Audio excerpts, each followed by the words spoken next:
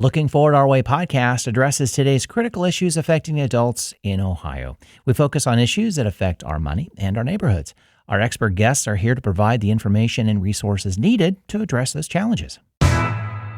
We are looking forward our way. Hi, this is Brett. Now, we have an all-time super guest in our midst, his sixth visit to the studios. Our good friend Josh Kinzel, benefit advisor for the Seniority Benefit Group, is here to give an overview on the changes to be made to Medicare in 2026, which means we started this in 2021.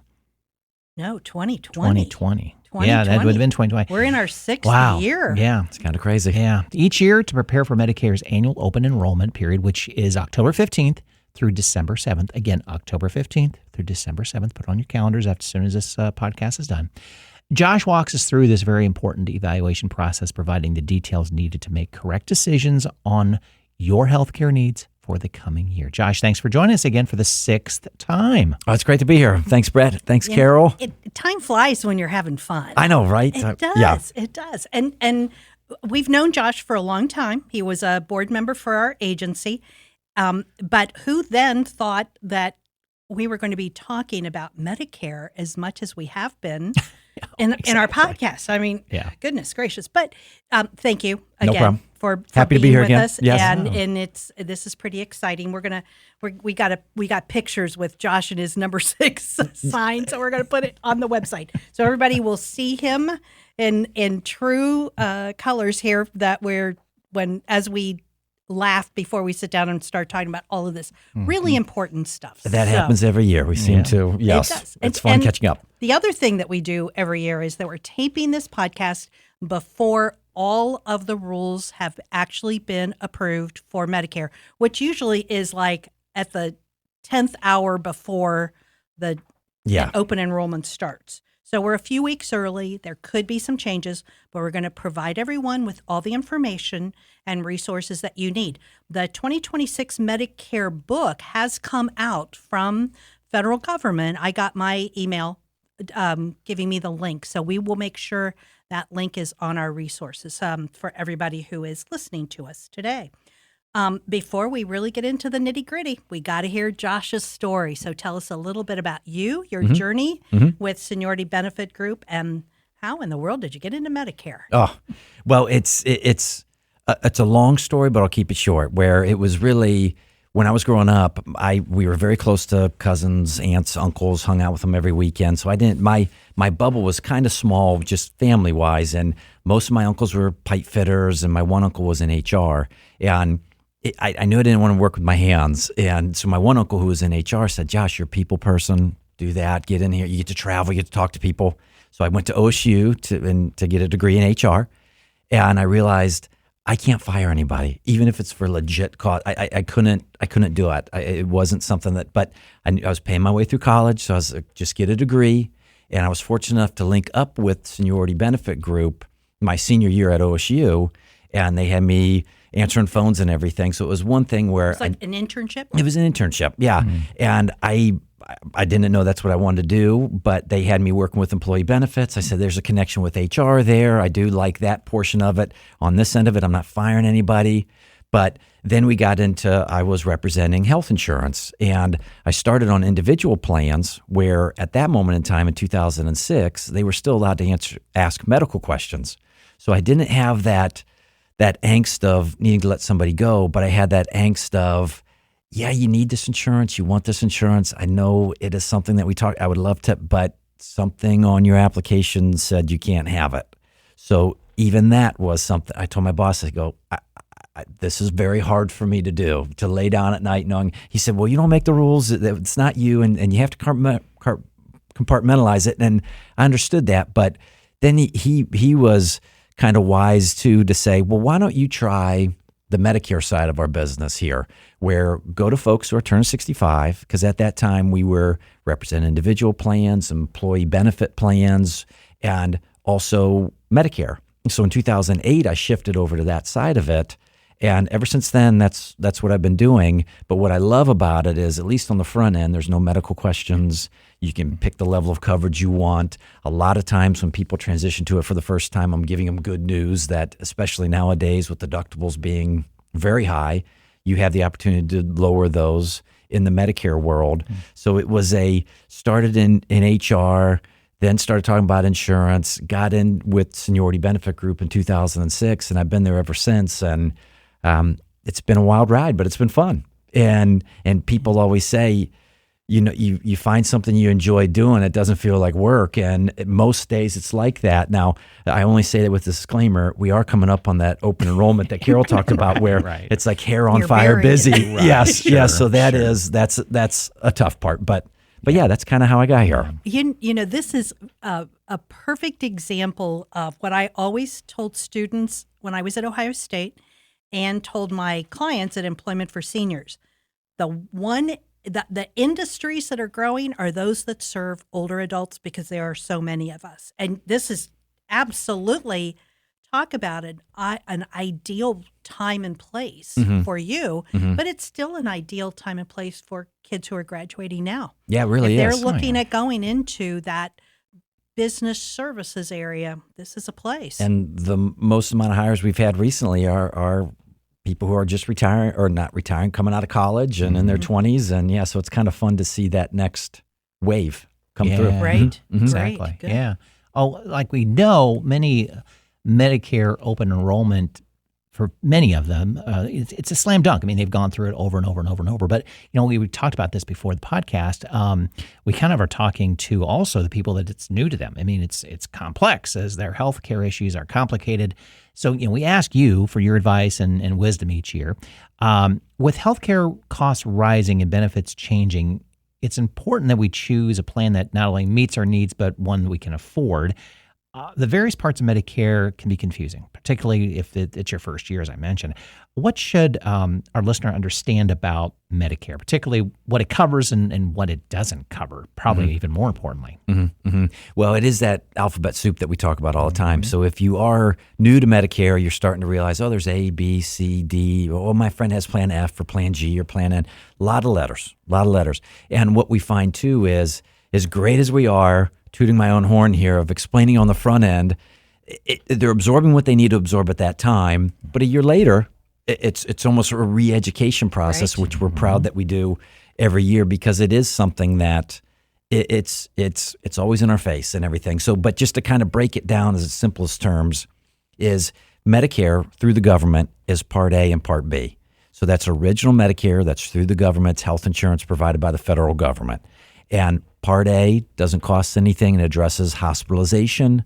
Part B is the one that covers things outside of the hospital. So when you go to a doctor or have an outpatient surgery, that's B. So you need to have A and B to kind of be your baseline if you're jumping into Medicare. So you have A and B through the government. That covers about 80% of a bill. So you have a $10,000 surgery, outpatient surgery, Medicare A and B covers about 8 of it. And people say, okay, well, 80%, that's not too bad. But then they realize that the 20% that's not covered by original Medicare, there's no limit. So right now when people are looking at their health insurance, there's a deductible, there's co-insurance, but there's also a maximum out of pocket. So we know at the end of the day, as much as we'd love to lower that maximum out, there is some stopgap, where with original Medicare, there's not. So now we have this issue, if you will, of deciding how do we address the 20% and prescriptions, which is a big cost for folks. So then there's 2 basic paths beyond that original Medicare. So you have A and B, paying the government for that 80% coverage. Then you can either take option 1 or option 2, basically. You can do a traditional Medicare supplement, and that addresses that other 20%. And that's where, if you're looking for something simplistic in nature, most amount of freedom, where you can go wherever they take Medicare and most of that 20% is covered, that's the direction you'd want to potentially go. And within that direction, there's those letter plans that if you're asking neighbors or friends, they might say, well, I have Plan G. It's great. My parents have Plan F. They don't pay anything when they go to the doctor. So those letters are for the supplement. Then we add a Part D drug plan. So option 1 is you have A and B covering 80%. You have a supplement of some kind covering the other 20. Then you have a Part D, as in drugs, covering their prescriptions, which we'll talk about a little bit more later on. But then the other path is Medicare Part C, which is Medicare Advantage. And these are through private insurance companies. And what happens is that you have to have A and B, then it's assigned to a private insurance company. The government pays that private insurance company to administer a plan. So these are the plans that you see a lot of times on TV in the fall where you're not paying anything extra per month because the government pays that company on your behalf. But your trade-off with that is that those will have networks of doctors. Those will be HMOs and PPOs. Not a negative thing, but things you want to be educated on. So you have to make sure that it meets who you want as your doctors. Absolutely. So that's why the first piece of advice is don't sign up for your neighbor's plan just because your neighbor likes it. Everyone's different. And then just to finish off that Part C is that it is consolidated into one plan. So people like the idea of it's like what they had through their employer. You show the same card at the doctor, hospital, pharmacy. They like that simplicity, but there's trade-offs, obviously. Yeah. So, the other thing that, because I follow the traditional plan, but at the time, the connector that we use through our pension to get into Medicare warned me that if you go to a Part C plan and something happens, you may not be able to go back to A and B, which tends to be, I want to say, more stable in what it covers. Those Part C plans can change a lot. Yeah, there are more variables with the Part C plans. And the trade-off kind of makes sense in this because with the Part C plans, they're going to be less expensive. So you would just inherently think that, okay, there's going to be some trade-offs. And there are. And a lot of people can live with the trade-offs. But you're right, Carol, where if you go Medicare Advantage and then want to change to the supplement later on, traditional, there's some medical questions. Right. That could change. That's always kind of in the background saying they might, because the Affordable Care Act removed health insurance or the pre-existing from individuals. Right. So they're trying to make it be on supplements as well. But at the moment, you'd have to answer questions to get there. Because when you're 65 and you get Medicare, you may not really have any major issues, no medication or only one.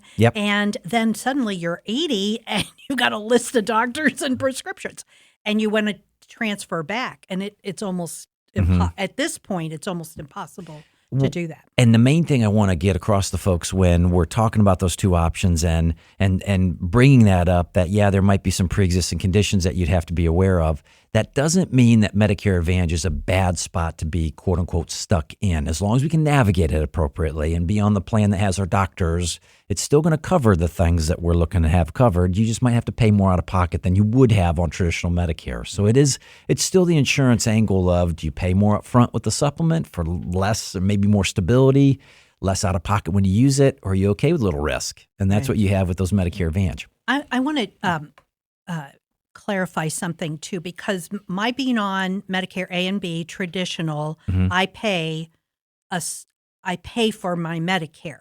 You mentioned that the government pays for Part C, Medicare Advantage. So how does that happen? So what happens in those two paths again? So with the supplement, traditional Medicare, Medicare pays out of their own coffers. They pay 80% of a bill. So then your supplement, whoever you're paying your premium to, pays the other 20%. It's an insurance company that pays the other 20%. With an Advantage plan or Part C, the government says, hey, we're going to pay an Advantage, an individual company here. We're not going to also pay the 80%. So then they just budget and say, hey, we're going to pay the Advantage company maybe $1,300 a month for somebody to be on their plan, but now they take on the risk. So the private insurance company takes on the risk entirely. So if you end up in the James, for instance, for a month and it's $2 million, if you're on an Advantage plan, you pay your copay. The Advantage plan takes care of the rest of that $2 million. If you're on traditional Medicare, the government pays a lot of that $2 million. So the government is even okay, depending on administration and everything, different ways of thinking of insurance, but they do say, look, I mean, it is we're paying these private insurance companies, but now we're not on the hook for the 80%. And so you'll read, like anything else, you can read somebody that argues that traditional Medicare is better for the government, and somebody else argues that Medicare Advantage is it's a very it's an issue that's always talked about. Right. Well, and my cousin who was in the insurance world, and I laugh a lot because I'm always saying, insurance is based on taking risk, but actually we're taking the risk. They don't. So that's really important to make sure when you do an Advantage plan, you really know what they are covering and what they're not covering. Mm-hmm. Mm-hmm. Yeah. Mm-hmm. So, okay. So I mentioned when we were talking before we started taping the podcast, there are not a lot of changes compared to last year. There are a few, and I thought we wanted to make sure that we cover that, but it's nothing compared to what it was last year. Nothing bad is happening. It's all good. So when we're looking at the changes going into 2026, Medicare Part B is going to increase about 11%. So it's going up to $206.50. That's the estimate. Okay. I'm sure it will come in close to that, if not that exactly. Okay, Yeah. because so again, we'll give you the resources to make sure you check all these things out. Costs of Part D medications may increase a little, but deductible levels and catastrophic thresholds will also increase. But the actual cost of drugs, including those for diabetes, is decreasing. So let's talk about that for a second. Okay. So, and explain how we got there for the Part D this year in 2025. It was the first, because of the Inflation Reduction Act, there is now a maximum out of pocket for somebody, an individual on their medications. They won't pay more than $2,000 in a given year on covered medications. This is the first year that's rolled out or was implemented. So the insurance companies are using that as, well, we didn't know how to price it. We didn't really know how that was going to affect our bottom line. So now that they've had a year into it, they're now saying, well, we have to maybe charge more. We took on too much from that. So to your point of saying they may increase, we do expect those prescription drug plans, the premiums, to continue to increase to try to offset some of that. But the good news is that the copays on the diabetic insulins has remained in effect. So it's the insurance companies maybe taking advantage of a catastrophe here and saying, oh, we have to charge more. And it is hard to feel bad for insurance companies' bottom lines. But it sounds like they need to fire some people for not figuring this out. Supposedly they're supposed to be the smartest person in the room. I know. Yeah. I know. But that's kind of led to now they're warning us as brokers, hey, your clients are getting letters this month saying what it's going to cost next year. And they're not going down. So. Well, actually, mine can't go down because my monthly cost was zero. Yeah. And thank goodness, knock on wood, who knows, we'll see what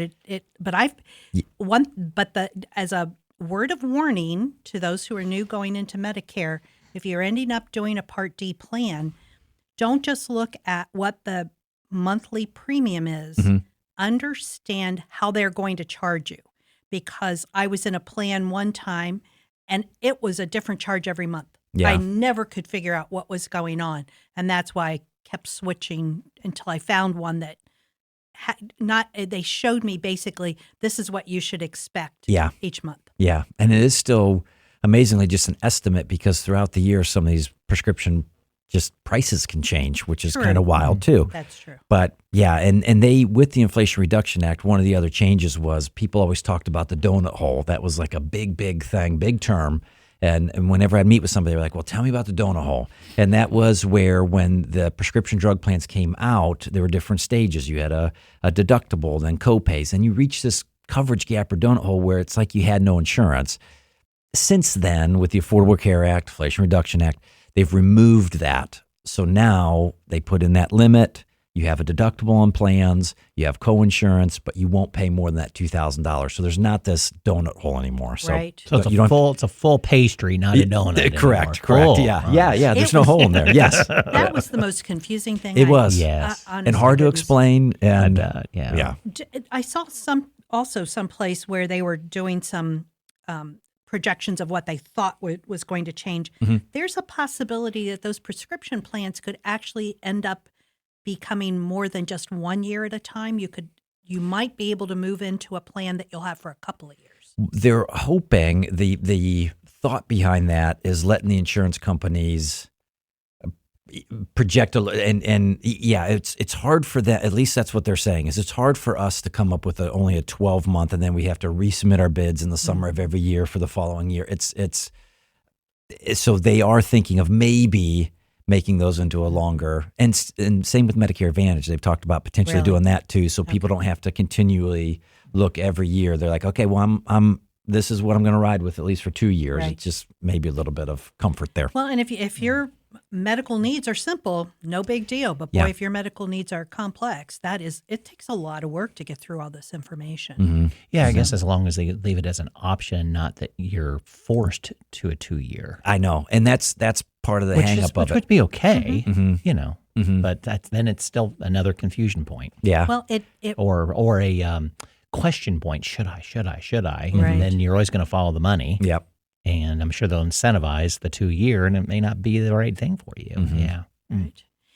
One of the other things that I saw in all of these projections, that traditional Medicare may be starting to add some pre-approval steps, which they didn't do that much. Well, and I'm glad you brought that up because this is our moment of AI. That's AI has reached Medicare. Oh, fun. I know. And Ohio's one of the pilot programs or one of the states that said, yeah, we're in on this, where to Carol's point, Medicare run by the government, maybe not as efficiently as they would like to.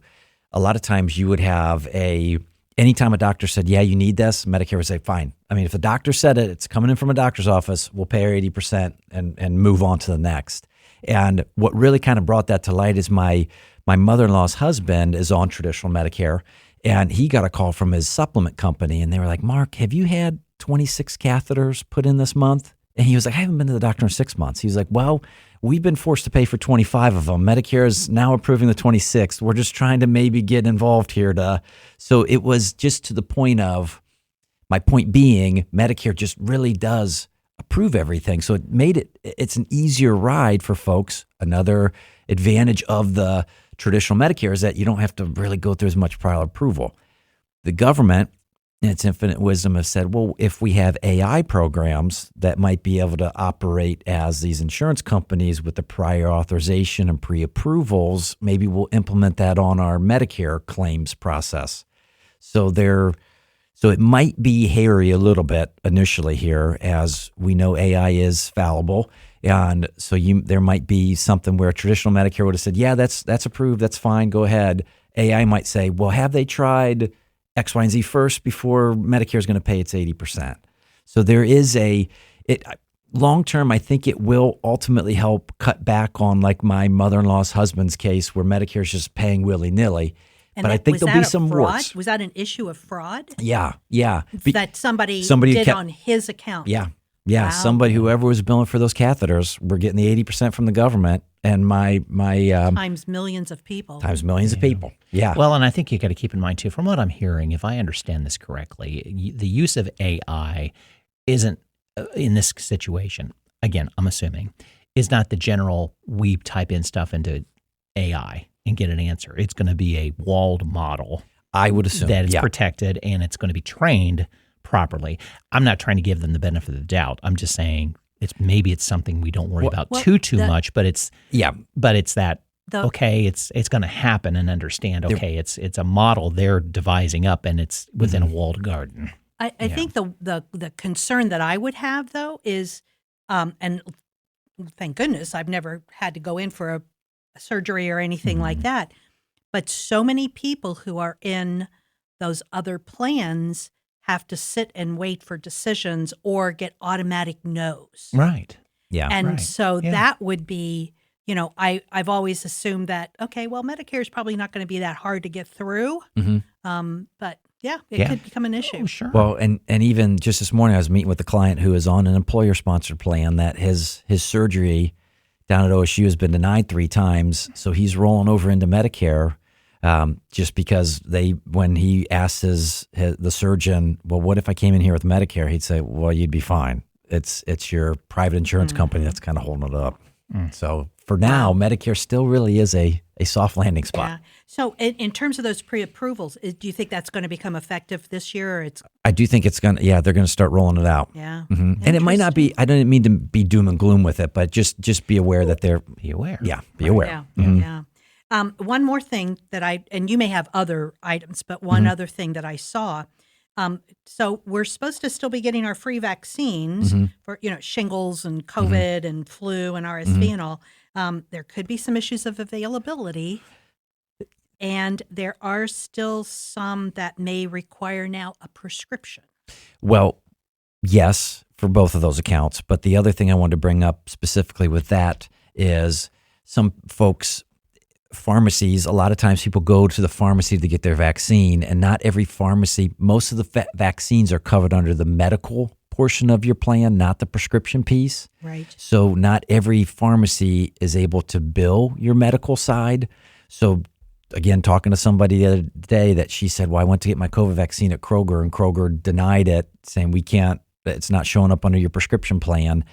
If you get those done at a doctor's office, it just seems to be easier just as a public service announcement. If you want to have those done and you have a trip to the doctor, it's much easier to get them done at the doctor's office. But there are quantities that, kind of like the Ozempic, where when a lot of people want them and need them, it's tough to ramp all that up. But what I wanted to bring up was that not every pharmacy can bill those to make those free. So don't think that if you go to a pharmacy and they say, oh, well, that's not covered, it might not be covered the way they're trying to bill it. So just try to unwind that a little bit. Especially if that Kroger not only has a pharmacy, but they got one of those little minute clinics. Yeah. The minute clinic may be able to bill. Bill it. Yeah. Okay. Okay. Good point, Josh. Thank you. Any other changes that I didn't bring up? Well, I'm always very impressed by, just to kind of to let the audience behind the curtain. Carol is very, very sweet and very, very nice to send these prior. And I was looking through this list, and I'm like, wow, that really is hitting everything. Well, thank you. So bravo, Carol. Very, very good. Well, and as I say every year, I really purposefully go through this because now I'm prepared to do my open enrollment in a couple of weeks. Yeah. So this whole thing just prepares her. It has nothing to do with anything, but she's just getting herself ready. It's me. It has nothing to do with the podcast. Right, nothing at all. Exactly. Nope, exactly. Hey, I'm telling you. Well, at least I'm not charging you for all of this. That's a good point. That's a good point. So it would seem, with everything we're talking about here, that you need to have a really good grasp of your own medical history in order to determine the best plan to meet your healthcare issues and be honest about it, quite frankly. So are there specific items that we, can forget or choose to leave out that can be detrimental in meeting the healthcare needs? I mean, when you're talking to someone, it's pretty much put everything out there. Maybe there's nothing that should not be discussed. Yeah, and it's interesting because when someone like myself, as a broker in the community, we have to go through all the different testing and certifications, and a lot of them say, and it's. I understand the reasoning behind it, maybe, where they say, well, you can't tell somebody do that plan because of a medical diagnosis that you have. So it kind of ties our hands to ask too much. But to your point, Brett, it is good to be honest. It's not as if anything you say during those meetings is going to come back to bite you. Might be even bringing something up where you say, hey, I'm on an Advantage plan, Josh, but I want to go to a supplement. I'll bring out those medical questions that you need to answer. And if you go through and some of them are yes, I don't want to put you through the hassle and the hope of maybe being able to get it when you can't. So transparency is certainly key. We try to get... Because you don't make any more money with any suggestion. No. Any advice you give. But back to what I was saying earlier, I mean, it removes, just for me, again, selfishly, that I'm in a position where I don't have to say, oh man, if they sign up for this Medicare Advantage, I'm taking my kids to Hawaii. But if they sign up for that supplement, I don't know what I'm going to do for dinner. It's not that. The government is actually pretty good with regulating what each of these plans can pay brokers like myself and our company. So that part is nice. We truly are just looking and trying to figure out, are you type of individual that would maybe be more comfortable in a supplement and a drug plan or Medicare Advantage? My parents, who are still happily married for 47 years, my mom has Medicare Advantage, my dad has a supplement. So they work as long as you're educated with what you know going in. So Give all the information, whoever you're talking to, give them the information, give them the list of medications, give them the doctors, give them anything that you might have pending. That is all helpful for them to give you a suggestion. Right. Well, I think people too, they're sitting down and nobody wants to go through all of this stuff, but immediately they look at the cost of prescription of the prescriptions they have currently and which doctors they're going to. Yeah. Are there other things? Like, for instance, somebody has gotten into playing pickleball. Yeah. And they're, like running all over the place. Should they maybe look and see, well, if I get hurt, is that covered? I mean, can you even do that? Is that? Well, another just general comment to make when you're trying to decide, okay, do I go Medicare Advantage? Do I go with traditional Medicare? To what you were saying, Carol, are you worried that maybe one path won't cover the service that you need, but the other path would? How we're protected there is that the government says, look, if you go with a Medicare Advantage and we're going to pay that private insurance company to be your insurance, they have to cover what we would cover as original Medicare. So insurance companies can't cut out a pickleball injury, or they can't cut out a pre-existing condition so if a surgery is covered by original Medicare, it's going to be covered by the Medicare Advantage plan. Where the hiccup might come in is the Advantage plan might come back and say, hey, well, we do need prior authorization. But ultimately, that service is still going to be covered if it's approved. And you just might have to pay a higher amount for that on an Advantage versus traditional Medicare. Okay. And even if you're paying a little bit more, it's certainly not the whole thing. Correct. Correct. Okay. Correct. All right. Okay. So as we're talking about Medicare Advantage plans, those monthly premiums are normally lower, free. There are many health and financial issues at stake when we choose our plans, and we're stuck with those for a year. You can't pop in and out of different plans. Are these free plans really free? We've kind of talked about this a little bit. Insurance companies have to make a profit. I mean, they're not going to do this out of the goodness of their hearts. Correct. How can you explain how those Advantage plans are going to be able to provide free services, and most importantly, what clients should look for when they're reviewing those Advantage plans? Just to take a step back and how they're funded and how they're zero, they really are zero additional dollars. And I want to stress that it's not any additional money, but you do still have to pay for your Medicare Part B. So you still have that premium, which right now is $185 going up for 2026. But you do need to have that. And how it works is that the government is paying that private insurance company that you select anywhere between $1,000 to $1,300 we've heard per month. So the insurance company is saying, we just want that government check. We want that $1,000 a month on your behalf. And we're hoping that we get enough folks on our plan that we have more people that we're collecting $1,000, not paying anything out, than we don't. So there really can be good plans that are quote unquote free. I mean, just look at it. It's a plan that really costs $1,000 or $1,300 a month. Then you look at it differently. Say, maybe this does carry some value, and it does. As long as you're okay with the biggest trade-off with those Advantage plans, just always look at your network, make sure your doctors are in that network, and realize that you will have some out-of-pocket. The only time, and this is where they're trying to get better with the advertising, is where you'd see on TV where it'd say, everything's zero. The premium's zero. Your doctor visits are zero. Your hospital. That is specifically for folks who are on Medicare and Medicaid. And I know there's a question about that coming up. Right. But for the general population that doesn't have both, these free plans, these $0 plans, can be very good because they're funded by the government, but you do have that trade-off of you're going to pay co-pays and maybe pay out of pocket in a worst-case scenario of around $5,000 or $6,000. So you have to be okay with the back-end risk in order to have the $0 plan. But somebody who doesn't go to the doctor very often is somebody that would look at that and say, well, shoot, if I'm not paying anything, most months, most years, I'm going to come out ahead, and that's true.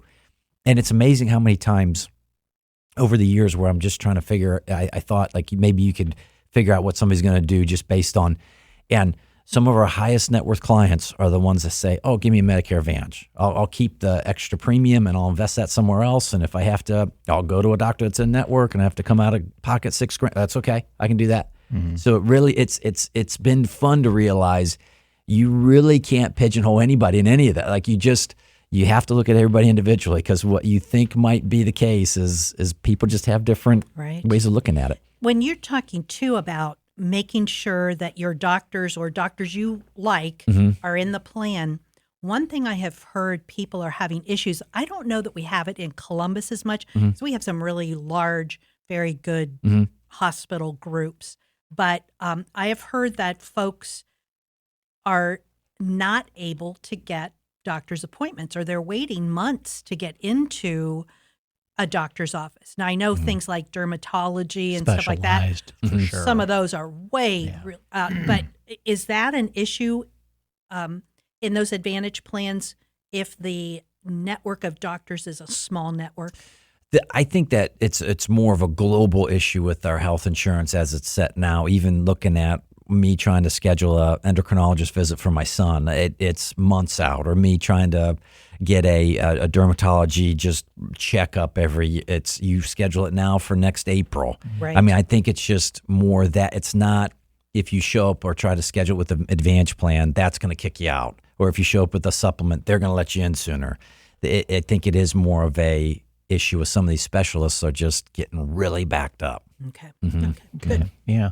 The new MyCare Ohio Managed Care Program combines Medicare and Medicaid benefits into one plan for eligible individuals. It was piloted in several counties here in Ohio and will be implemented throughout the state coming up in this next year, all 88 counties. It's touted to give the individual a single managed care provider and more seamless health care. Now, can you talk a little bit more about the plan, how an individual can determine if they're eligible, and the disadvantages, maybe on the limited number of plans available? Maybe that's the only disadvantage, or what you've heard so far. Yeah, and this is my only disclaimer, is I'm not the professional on this particular topic in our office, but we have one. His name's Court Everhart. So I checked with him before I came on here to kind of give us an idea, but it is another layer here that we add when we're talking about folks who are on Medicaid as well, because it's the different payer for someone who has low income, low assets. But what MyCare Ohio, the spirit behind it was consolidation, really, for folks. So it wasn't, I'm showing one card over here and they don't administer all of it. It is a plan that it's like the Medicare Advantage, but supercharged in the sense, like when I referenced those 000 that they're all saying on TV, 000, with the MyCare Ohio plans, folks really do have very little out of pocket when they go to use it.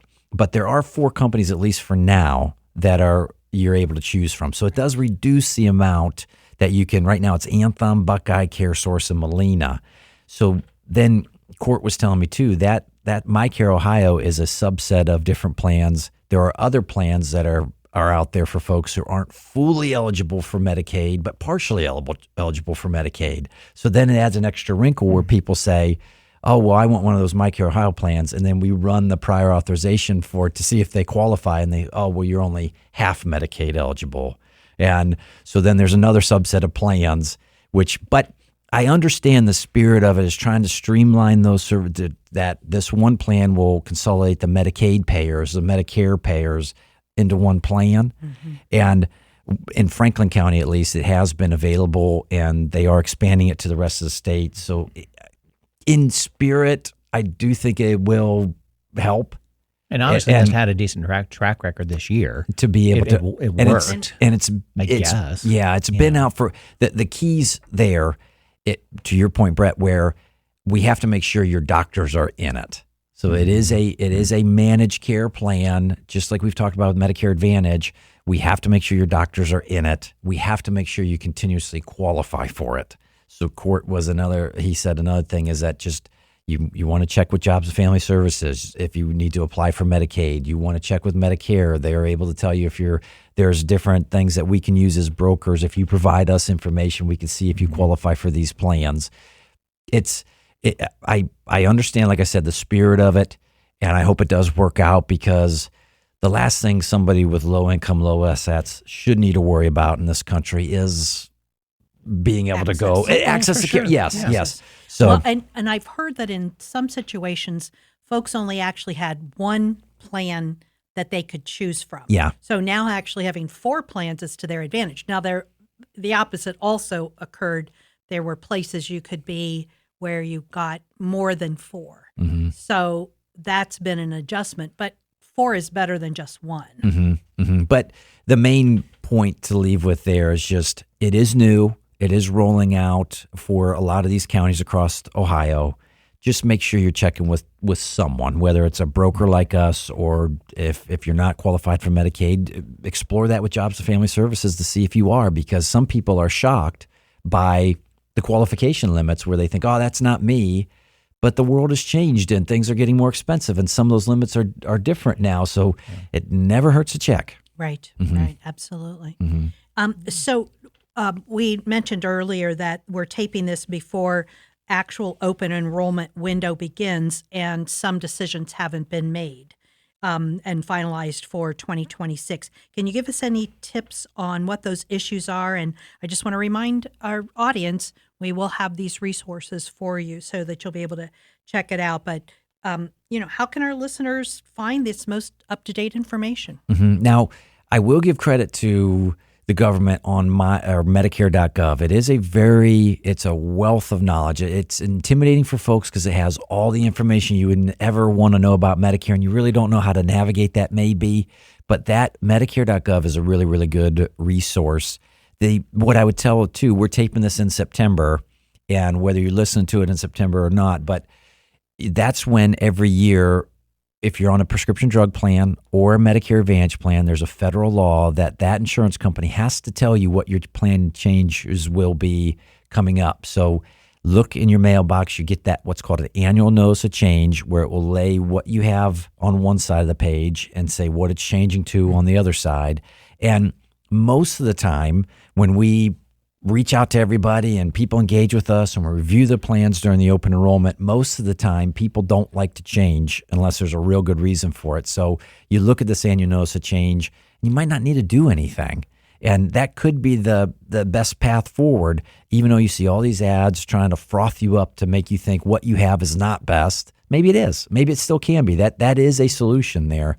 But like we talked about earlier, with not a lot of changes in 2026, we're looking at what the Part B premium will finalize with, but just look for that annual notice of change and see if you can live with those changes. If you can, it makes it a real easy fall. You don't have to do anything. It just automatically rolls over. So, Josh, now, when do those annual notices have to be out? They have to be in your mailbox by the end of September. And if it's like it was last year, it may have been October by the time I actually got mine. So just keep looking and making sure you're getting that information.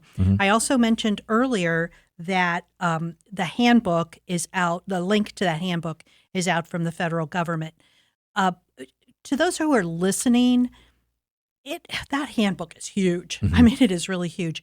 If you are on Medicare, I know it's long, I know it's big. Just take some time and look at it. If you have older relatives who are on Medicare, please make sure that somebody is going through all this information with them. It is really complex, and they may need some help. So, too, there are groups like Seniority Benefit Group that is there and free of charge for you. So go and find the resources you need. Don't make assumptions because it could be a costly assumption if you're not careful. Seniority Benefit Group and other connectors support individuals and organizations in their evaluation of Medicare plans. So talk more about Seniority Benefit Group and particularly the role in assisting employers as they manage their employee benefits packages. Well, and as I said before, we started as an employee benefits firm where we would go to small group. That was kind of our specialty, anything under 50 employees and deliver their health insurance and go through and shop just like individuals are doing with their Medicare plans. We would do and have relationships with the HR department and find for their employees. And so that has kind of been a unique position we've taken into this Medicare space. We're no longer doing the employee benefit side, but we're absolutely reaching out to HR folks and saying, look, we know your employees are asking, hey, I'm turned 65, what do I do? And so how we connect with those HR individuals and just say, we can take that off your plate, and it will more than likely help your bottom line if someone goes on to Medicare instead of stays on the employer plan. And that individual, what we've seen over the past 15 years, those employer plans are just more and more costly for the employer to deliver. And what that turns into, higher deductibles, and so more watered down benefits, more coming out of that individual's paycheck just to have the insurance. So we just say, hey, look, put us in as a resource during your open enrollment time and say, you can absolutely stay on this plan. But if you're eligible for Medicare, it might make some sense to talk to Josh or someone there at Seniority Benefit Group to just compare. Because that's another misconception that some folks will have is they'll say, well, am I allowed to be on Medicare and still work? Absolutely, you can. You can absolutely do that. So it's something that we've really tried to push out to employers, just saying, this isn't a way of you forcing them off the plan. You're not allowed to do that. They know that. But it might just be a win-win situation, and more often it is, where the employer isn't paying their side of the premium. The employee gets a better set of benefits. So kind of everybody wins there. Yeah, it's nothing to do with Social Security. That's what in our mind is work and Social Security. Yeah. Medicare, it's a whole different beast. Yep. And there are a lot of folks who assume their employer insurance is better, maybe cheaper, maybe free. Mm-hmm. And so why should I go on Medicare? When in actuality, it not only helps them because the Medicare coverage could be better. Yeah. But also, one of the things that we have talked about is how employers can do a better job of recruiting and retaining older workers and what are the benefits they can provide. Well, one of the things they can do is they don't have to worry about full insurance, but they can become the supplement to somebody's Medicare. And it's cheaper for them, cheaper for the employer, and it really helps the individual because that supplement could be a chunk of change every month. But so those are the things that, again, just to tell our audience, make sure you are really thinking through that. Don't assume your employer insurance is the best way. Yeah, or even retiree benefits any longer, where those have changed. They've been under pressure to deliver the same level of benefits to retirees because now more and more retirees are actually utilizing that benefit. And so we're seeing some of those change where people say, oh, well, my employer, don't worry about it. We don't need to talk because they have a retiree plan. And we say, well, let's just take a look at it. Let's just see.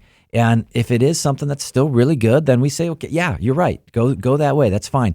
But we're seeing more and more of these retiree plans almost being offered just to say they offer it, where it's not really a benefit anymore.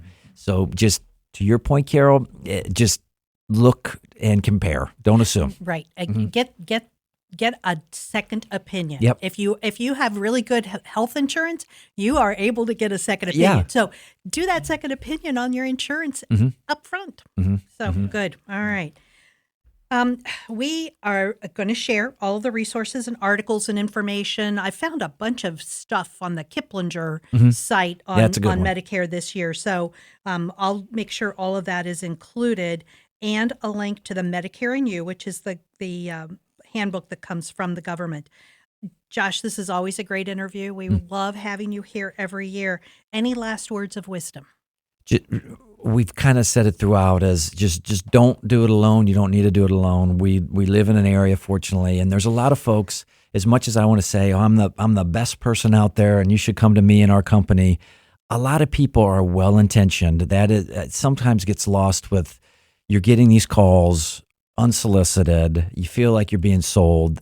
Wherever you're listening to this, there's someone in your community, more than likely, that has a passion to help people like we do. We would love to help anybody out there, but just don't do it alone. There's really no point to do that. There's no cost involved with most of us. And if you do, that'd just be maybe a warning if somebody says, yeah, I'll review it for you, but it's going to cost. There's plenty of free resources, so don't worry about that. Absolutely. And groups like Seniority Benefit Group, we'll give a shout out to Central Ohio Area Agency on Aging, which does a phenomenal job of Medicare workshops. Even though my insurance was covered at first through my pension and I had a connector, I didn't know what questions to ask. So I went to a Medicare workshop just so I knew what questions to ask. Yeah. So, take advantage of all of the community resources. For listeners who are outside of Central Ohio, we'll also include some information for you that is just as relevant. Yep. And our company, Seniority Benefit Group, helps anywhere throughout Ohio and 17 other states. So just even if you have a relative or someone you know outside of Ohio completely, we still might be able to help. So just Or at least refer them Or on at to least somebody refer else. them on. Yes. Wonderful. Super. Great. Thank Well, you. many thanks to our Medicare expert guest, Josh Kinzel from the Seniority Benefit Group, for joining us today. Listeners, thank you for joining us. You're going to find the contact information and resources we discussed in the podcast show notes on our website at lookingforwardourway.com. And we're looking forward to hearing your feedback on this or any of our other podcast episodes. The views and opinions expressed by the experts interviewed on this podcast are their own and don't necessarily reflect the views of the podcast hosts or any affiliated organizations. The information provided in these interviews is for general informational purposes only and should not be considered as professional advice. Listeners are encouraged to consult with qualified professionals for specific advice or information related to their individual circumstances. The podcast host and producers don't endorse or guarantee the accuracy, completeness, or reliability of any information provided by the experts interviewed. Listener discretion is advised.